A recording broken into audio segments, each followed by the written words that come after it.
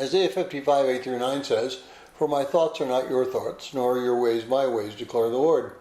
For as the heavens are higher than the earth, so are my ways higher than your ways, and my thoughts than your thoughts."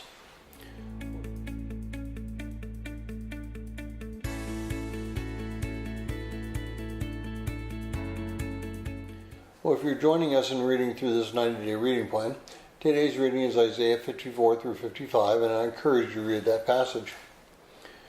Well, if you've had children or if you've been a child yourself, then these two chapters should speak to your experiences. I remember a story I heard about Corrie ten Boom.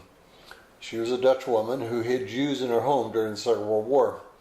She was betrayed, and she and her family were sent to a concentration camp where many of them perished. When she was a young child and she and her father were going to go on a trip, she questioned her father about the tickets for the train and when she would get them. And he told her that he would keep the tickets until they were needed, and then she would get them.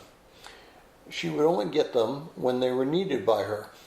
Well, that story always struck with me as being very pertinent to my life. God gives us the things that we need when we need them. He may prepare us for events, but until we need to utilize that preparation, we may not realize why He's given it to us. At some point in your life, you will be faced with some kind of illness.